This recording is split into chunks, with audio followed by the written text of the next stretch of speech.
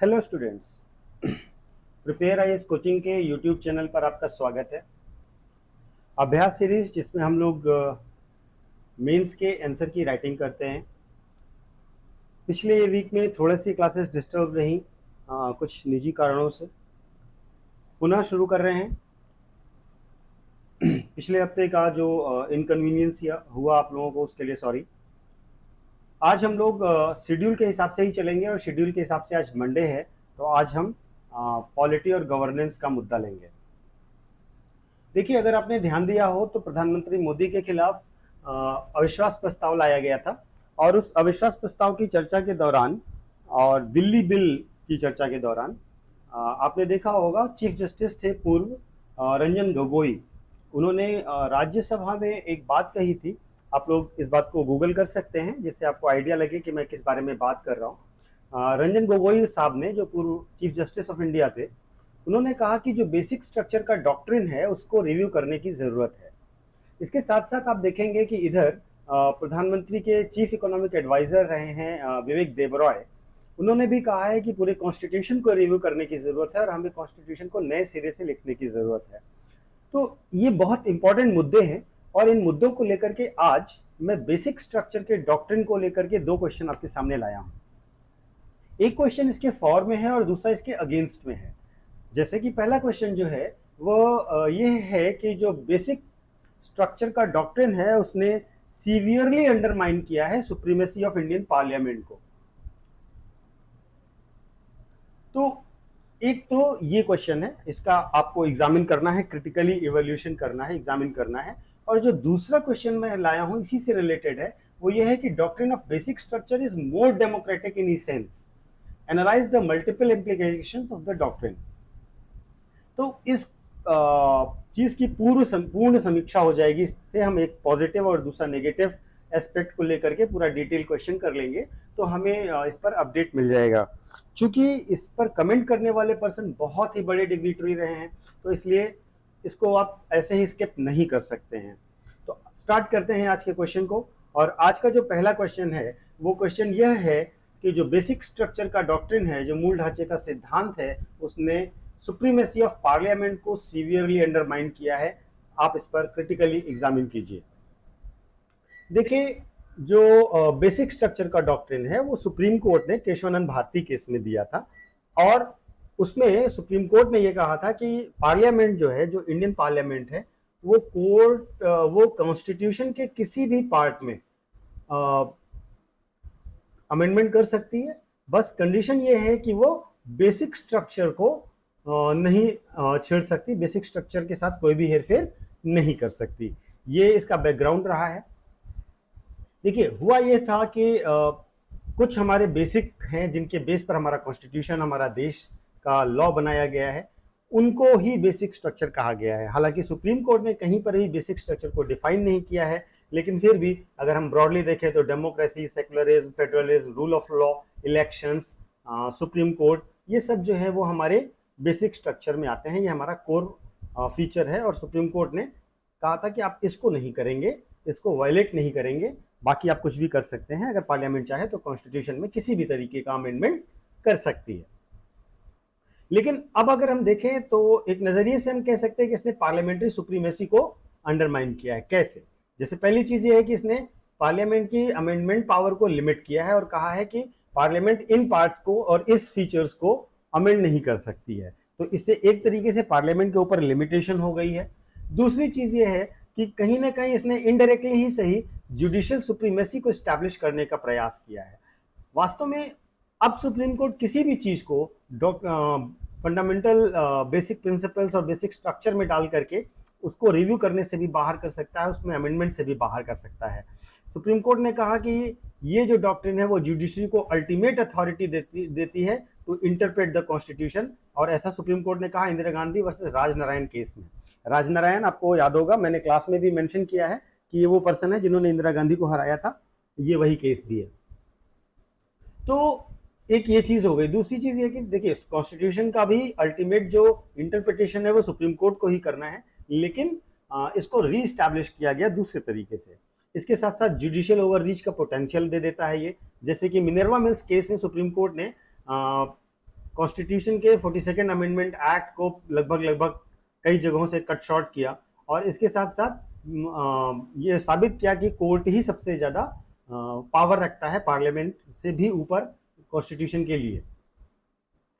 आप यहाँ पर जो सुप्रीम कोर्ट के लिमिटेड इंटरप्रिटेशंस हैं वो कहीं ना कहीं लेजिस्लेचर के डोमेन में जाते हैं और उसको लिमिट कर देते हैं। जैसे कि एसपी गुप्ता केस में सुप्रीम कोर्ट ने कहा कि इस डॉक्ट्रिन में सुप्रीमेसी ऑफ द कॉन्स्टिट्यूशन भी है, सॉवरेनिटी भी है, रिपब्लिकन और डेमोक्रेटिक कैरेक्टर है, सेपरेशन ऑफ पावर्स है और ये सारी चीजें हैं। तो एक तरीके से ये जुडिशरी को ज्यादा पावर दे रहा है और पार्लियामेंट से पावर्स को लिमिट कर रहा है। तो यहाँ पर ये चीज महत्वपूर्ण हो जाती है और इन चीजों को ध्यान में रखते हुए ही आप ये कह सकते हैं कि कहीं ना कहीं सुप्रीम कोर्ट ने अपने आप को ज्यादा पावर्स दे दी हैं इस चीज के साथ साथ।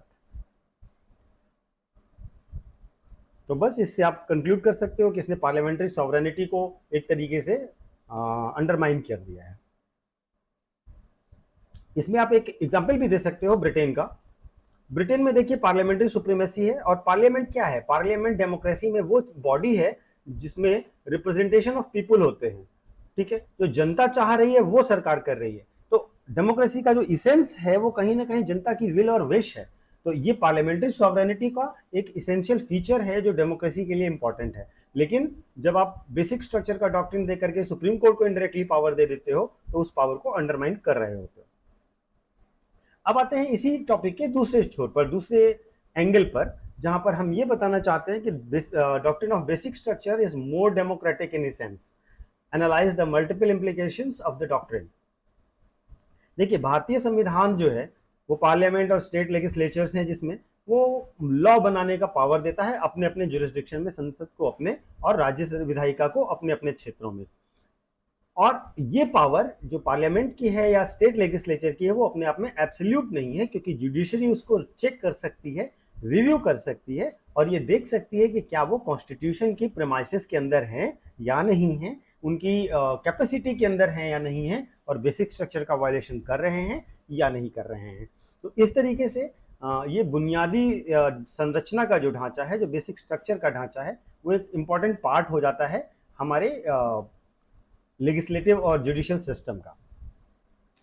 जैसा कि मैंने आपको बताया कि इसके पीछे का जो बैकग्राउंड रहा है वो केशवानंद भारती केस रहा है। केशवानंद भारती केस 1973 में सुप्रीम कोर्ट ने ये कहा कि नहीं, आप बेसिक स्ट्रक्चर के साथ छेड़छाड़ नहीं कर सकते।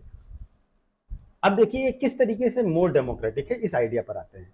तो अगर हम बात करते हैं बेसिक स्ट्रक्चर के डॉक्ट्रिन की, तो देखिए बेसिक स्ट्रक्चर है क्या?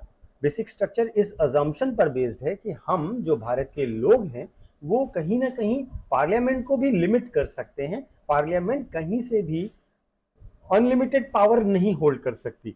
हमारी पार्लियामेंट 5 साल के लिए रिप्रेजेंटेटिवली चुनी जाती है और वो अपनी पावर्स का मिसयूज ना करे, इसके लिए उस पर एक कंट्रोल करना होगा। और वो कंट्रोल सुप्रीम कोर्ट किस लिए करेगा? इसलिए करेगा कि जो जनता है उसका कॉन्स्टिट्यूशन पर और कॉन्स्टिट्यूशन के हिसाब से ही रूल किया जा सके।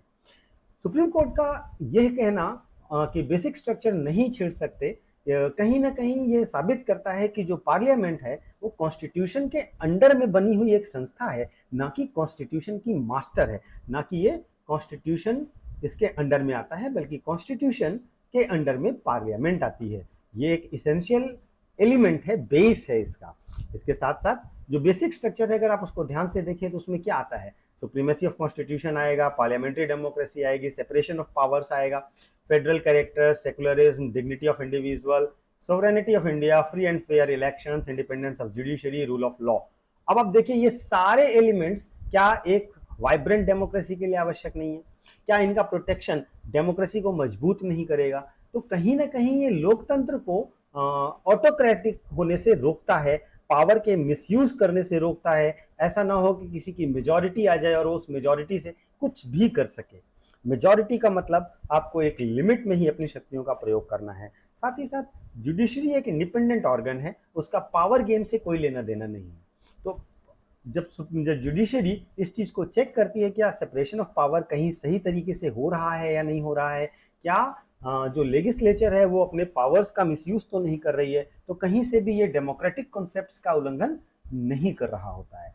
इसके साथ साथ जो सिटीजन्स के राइट हैं वो भी इंश्योर करता है जब सुप्रीम कोर्ट उसको बेसिक स्ट्रक्चर में और के अंतर्गत देखता है कि क्या जो और स्टेट है कहीं वो लोगों के basic structure, basic rights, fundamental rights का तो जो एरिया है उसमें तो नहीं जा रहा है, कहीं वो उनके फ्रीडम ऑफ स्पीच, उनके राइट टू लाइफ को तो नहीं हैम्पर कर रहा है। तो इस तरीके से ये कहीं ना कहीं डेमोक्रेसी को और वाइब्रेंट बनाता है और स्ट्रांग बनाता है और रिस्पॉन्सिबल बनाता है।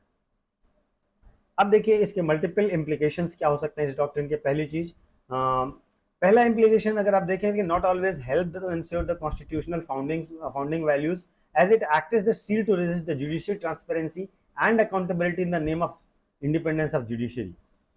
देखिए अब इसका एक एंगल ये भी है कि जुडिशरी ने सेपरेशन ऑफ पावर का कॉन्सेप्ट माना।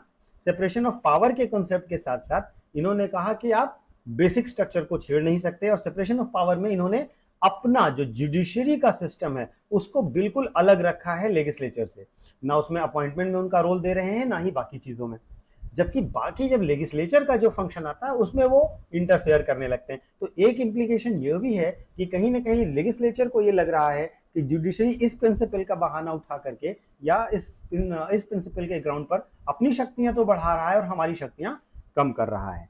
ठीक है, इसके साथ साथ जो बेसिक स्ट्रक्चर का डॉक्ट्रिन है वो कहीं से भी फेडरलिज्म के ऊपर जब खतरे आते हैं तो उसको बहुत ज्यादा बचा नहीं पाता है, क्योंकि कहीं भी अगर दोनों हाउसेज में आपके पास पावर है तो क्या आप स्टेट में इमरजेंसी नहीं लगा सकते? लगा सकते हैं। कोर्ट में जाने के बाद भी अगर उसको आपने 2 मंथ में पास करा लिया स्टेट में लेजिस्लेचर से, सॉरी सेंट्रल लेजिस्लेचर से, तो आप इमरजेंसी लगा देंगे। स्टेट की पावर्स को आप ले सकते हैं, आप लॉज ऐसे बनाते हैं तो उससे कहीं ना कहीं फेडरल जो प्रिंसिपल्स हैं उनको आप अगर प्रोटेक्ट करने का दावा कर रहे हैं तो आप बहुत अच्छे से नहीं कर पा रहे हैं। ठीक है, इसके साथ साथ जो बेसिक स्ट्रक्चर का डॉक्ट्रिन है उसमें हम देखें तो लगातार उसमें डिक्लाइन आता जा रहा है, क्योंकि जो बिल्स हैं वो पार्लियामेंट बहुत अच्छे से पास नहीं कर रही है।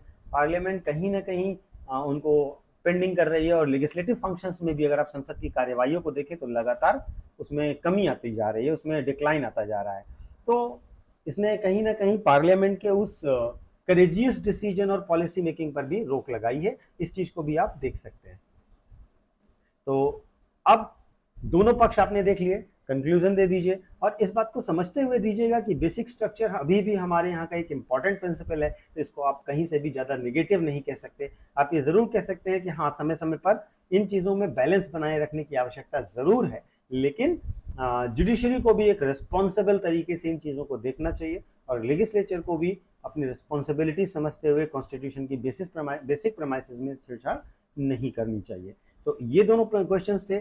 मैं समझता हूं कि आपको ये क्वेश्चन समझ आए होंगे और आप इसको बेहतर करने की कोशिश करेंगे। डॉक्ट्रिन ऑफ बेसिक स्ट्रक्चर को एक बार डिटेल में पढ़िएगा ज़रूर। आप लक्ष्मीकांत से या किसी भी रेफरेंस बुक से पढ़ सकते हैं, और उसको पढ़ने के बाद आप इन दोनों क्वेश्चंस को करने का प्रयास कीजिएगा। बहुत ही करेंट का टॉपिक था, मैंने इससे रिलेटेड क्वेश्चंस को ढूंढ ढांड करके बना करके उसके मटेरियल को सर्च करके आपको लिए बनाने की कोशिश की है। मुझे लगता है आपको ये अच्छा लगेगा। आप इसको जरूर अच्छे से पढ़िएगा, लिखिएगा और लिखने के बाद सबमिट भी करिएगा, जिससे मैं इसको एवेल्युएट कर सकूं। और अगर आपके दिमाग में और भी कुछ ऐसे टॉपिक्स हैं जिसमें आपको लगता है कि एक अच्छा सा क्वेश्चन फ्रेम करके दिया जाए, सॉल्यूशन दिया जाए, तो आप वो क्वेश्चंस भी सजेस्ट करिए। अब आप लोग इतने दिनों से, करीब 40-50 दिनों से आप क्वेश्चंस कर रहे हैं, तो आपको एक आइडिया लग गया होगा कि इतने क्वेश्चंस को आप किस तरीके से बना सकते हैं और किस तरीके से कर सकते हैं। तो अगर आपके मन में कोई टॉपिक है, कोई एरिया है जिस पर आप चाहते हैं कि मैं आपको क्वेश्चंस फ्रेम करके दूं और सॉल्यूशंस दूं, आप मुझे निश्चित तौर पर बताइए, मैं आपकी हेल्प जरूर करूंगा। धन्यवाद।